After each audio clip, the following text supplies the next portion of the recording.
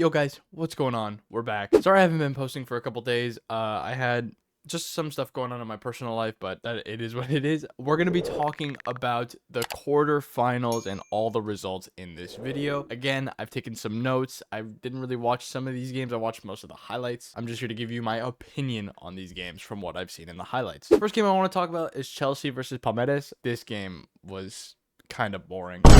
Cole Palmer scored, which is cool. I don't remember the last time Cole Palmer scored, genuinely, probably January, February. I really couldn't tell you. Good goal, just slots it bottom left, simple goal. Palmeiras actually scored this amazing goal off the post. It was actually nuts. I don't think it was intentional. I think it was like a 1 in a million. Just they got lucky, but it was 1-1 at this point.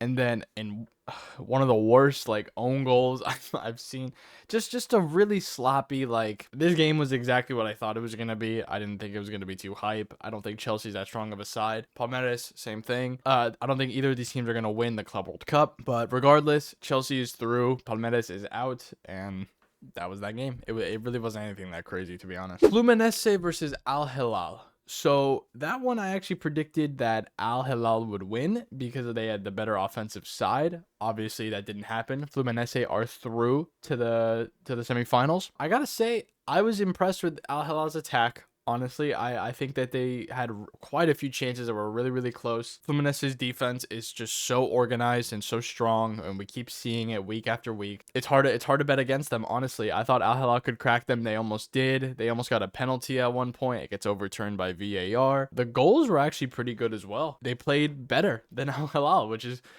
crazy. I really thought Al Hilal could be the team to break down that defense. It had a few close chances. They couldn't break it down all the way. So Joao Cancelo keeps the ball in play, and unfortunately it leads to Fluminense's goal, which is a great goal, by the way. Bono has been, he's been Al Hilal's MVP for every game that they've been playing. He's been absolutely incredible, but this is just one of those games where they weren't bad goals to concede by any means.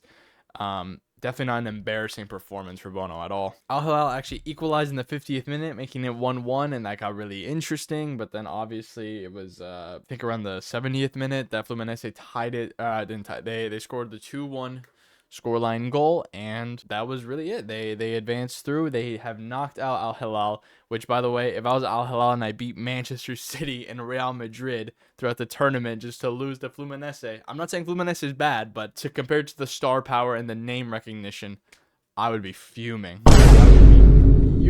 But Al Hilal is out of the Club World Cup. Speaking of, let's talk about Real Madrid in Dortmund. This game went exactly how I thought it would go. Like I said in my prediction, Real Madrid was gonna big bro Dortmund. A majority of this game, literally until the last minute, was all Real Madrid. I'm telling you guys right now, I've been saying this. A9 Skills said the same thing. Okay, Gonzalo Garcia is an amazing number 9. He really should be given the chance. His output is literally perfect. 5 goal contributions in 5 games, 4 goals and 1 assist. This dude is the truest number 9 that Real Madrid have by a mile. He's incredible. I keep saying it. If Vinicius Jr.'s output is just not good, he's not contributing enough, and you have Gonzalo Garcia just sitting there, I'm sorry. It's just worth putting Mbappe on the left, and they play together like that as Gonzalo Garcia as the 9. I think this is such a good, it's such a good idea. They should just try it at least. I'm not saying bench Vinny forever, but if Vinny's output is bad and Gonzalo Garcia is great, and Mbappe is not going to sit on the bench forever, he's going to start starting games. Out of the 3, I'm sorry. I just see that Vinny's the one that's the least needed at this current second. If he has a switch in form, that's one thing. But at this rate, I don't see. I'm sorry. I think Xabi Alonso can make that choice of, you know what, let's just put in Gonzalo Garcia and see what happens, and then we can work with Vinny from there. But that's just my opinion. Fran Garcia with a great goal. I think that Fran Garcia really needed this because I think for a while Real Madrid, the actual club, was kind of worried about that left back position. Fran Garcia putting up this output and this kind of goal is a good, it's a really big green flag. I think they can now breathe a little easier when it comes to what are we going to do about our left back situation. I think that Fran Garcia, he can grow into that position more and more. He played very well. Bellingham had a really close chance, didn't convert. Overall, until the 80th, 89th minute, it was absolute domination from Real Madrid. Beautiful football. I think that Real Madrid plays with an identity again. We haven't seen that in a very long time.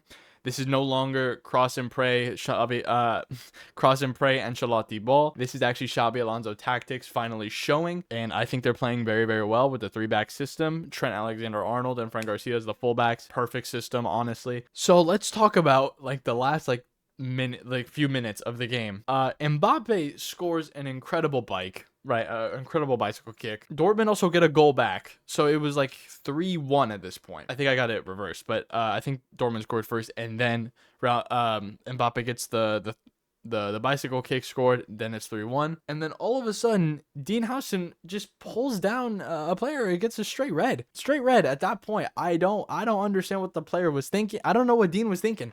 I really don't. You were winning. They could have scored and you would have been fine. Dean gets immediately sent off with a straight red, which, by the way, I think that's the right call. I don't really believe in this whole, like, it's either a pen or a red. Like, if you're the last defender and you foul the guy through on goal, it's a red. I don't care if it's in the box or not. It's a red. Goretzka converts, making it 3-2. At this point, I was like, well, it's very close. Way closer than it should be right now, but it's over. And then Dortmund with the build-up play, they're getting close to the goal. And then I swear to God, in any other day, it could have been out of the 7 days, 6 out of 7 times that shot was going in. But Courtois is magical. I don't know how he does what he does, but he saves the ball and completely saves it, so it doesn't go to overtime. 3-2 the scoreline. Real Madrid knock out Dortmund. But that last couple minutes was absolutely incredible. Some of the most entertaining football you can get. Again, just because that last minute was really chaotic, I don't think that scoreline represents the entirety of the game. I think Real Madrid played much better. I think Real Madrid look a lot more organized, and again, they have the better squad. It made sense that they would go through. Real Madrid knock out Dortmund. We didn't get to see Job, obviously. Job versus Jude hasn't happened yet. Hopefully it'll happen, probably in the Champions League sometime soon. But yeah, Dortmund are out of the Club World Cup. Real Madrid really deserved this win. It's that simple. Okay, let's talk about PSG versus Bayern, because this game was nuts. I was watching a bit. I was at one of my friend's house. I was watching this game from the pool. This game was crazy. This game was absolutely, I think what the name value lived up to when you think of these two European giants. They played like this is a clash of titans. It was incredible. Beautiful football. I gotta say, that Musiala injury is devastating. I think he's going to be out 4 to 5 months. I hope that Musiala gets better soon. Anyone blaming Donnarumma, stop. Just stop. It's a freak accident, and I'm not even defending FIFA. I know a lot of people are saying the schedule is too much, and honestly, I agree a lot. A lot of the time, I think it's just too much. I don't think these players should be playing. I said it in the beginning when the Club World Cup started. This should be a break. They already play more than enough, including the international stuff, the club stuff. What's the point of another tournament? But blaming Donnarumma for this injury, guys, come on. No, Donnarumma did not go in with any bad intention. That's just no. It was very visible how heartbroken Donnarumma was after it. Everyone was upset about it. It's a freak accident, and blaming Donnarumma is absolutely brain dead. Brain dead. I really hope that Musiala does get better. He's an incredible player, and I think he just got back from an injury too. So it's a hard time for him, but I'm just hoping the best for him. Hopefully we see him better than ever when he comes back. But seriously, blaming Donnarumma, guys, what the f***? Grow up. Come on. That's ridiculous. Speaking of Donnarumma and Neuer, aside from the Musiala stuff, they put on some of the best goalkeeping displays I've seen in a while, as in literal saves. Neuer had a few moments where, he's very, everyone knows that Neuer's style is very comfortable, coming out of the box, playing it out. But my God, they were so close so many times to just f***ing it up and giving a goals to PSG. But they got very, very close, but PSG didn't convert from an open net, which is good. But Neuer's really got to figure out, am I comfortable? Everyone knows PSG is one of the best pressing teams on the planet, if not the best. So you gotta tone it down a bit. I understand you need that extra player to help build with the build-up play, but you gotta be careful. You can't just be so loosey-goosey with trying to fake shot or fake pass, whatever. You got to be careful, Neuer. Donnarumma and Neuer put up individual performances that were absolutely unbelievable. These saves were crazy. A cross goal, near post, they were everywhere. They were like Spider-Man in net. Doué opened up the scoring in the 80th minute or something like that, making it 1-0. Great finish, simple, honestly. He didn't, you know, nothing top bins, just saw the space, found the window, and he scored. And that's honestly what players should do. You don't have to make it look fancy. It's about the result. And again, this wasn't a bad goal. It's from like outside the box, bottom right. Neuer literally slipped on his shoe. He couldn't even save it. But a great goal by Doué. Finding the space is exactly what your attacker should be able to do. And he found the perfect slot, and just like that. It seems like under pressure in these like big games, Doué is very reliable, even though he did get a yellow for diving, and that I don't like that for any player, but I'm not going to hold it like super against him. He's still effective. It's not like he's doing that and he's also playing terribly. It's a bad habit for sure, but I don't think that defines him at all. Doué opens up the scoring, and at this point, I'm like praying for a goal, because I'm like, I don't like games that are literally scoreless until the end, because it's like that's where it gets good and it's just over. But I did kind of want Bayern to score to keep it interesting, and then all of a sudden, these reds, bro. Pacho gets a straight red, a terrible tackle, studs up. What the hell? I mean, a horrible tackle from Pacho. Straight red to him now that PSG is playing with 10. And then a couple minutes go by. Hernandez elbows a dude in the face. Straight red. PSG with 2 reds down to 9 players. And they had to defend a 1-goal lead at this point. At this point, I was convinced Bayern would get a goal. I'm like, there's no way. With 9 men, they can't.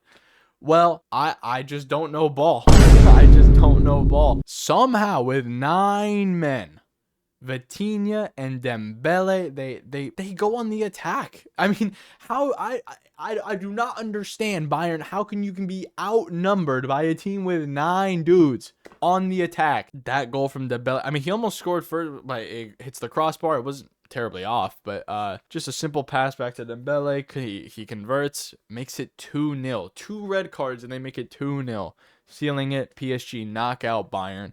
This team, this game was absolutely entertaining. I think everyone expected that. I don't think this at all was a surprise to me of how well the quality of the game was. Beautiful football. I don't know. I expected a little more from Bayern on the attack in that later end of the match. I think there was almost like a penalty called, but it didn't turn out to anything. So PSG knock out Bayern, and that's the result. PSG are through. So I think the next game is PSG versus Real Madrid, and then Chelsea versus Fluminense, if I'm correct. I'll make a prediction video about those, but for now, that's all I got to say. Let me know what you guys think of the tournament so far. I think it's been pretty cool. I'm really, it's just devastating what's been going on with Musiala and the injury, and I do like that all the players that have been scoring in any league right now recently, even excluding the Club World Cup, a lot of players, when they score a goal, they've been doing celebrations for Diogo Jota, and I think that's amazing. I think that respect being shown is always welcomed. Like, I don't think anyone has a problem with that. But let me know what you guys think about the Club World Cup. Again, I'm sorry I haven't been posting for a bit. There's a lot. There's moving situations being talked about, and it's just there's a lot going on. But we'll figure it out. Don't worry about it. I'm still gonna be posting. If you guys did like this video, like, share, and subscribe. Go follow my TikTok and my Instagram in the description down below if you want to see more of my clip content. And yeah, guys, I'll see you guys later. Peace.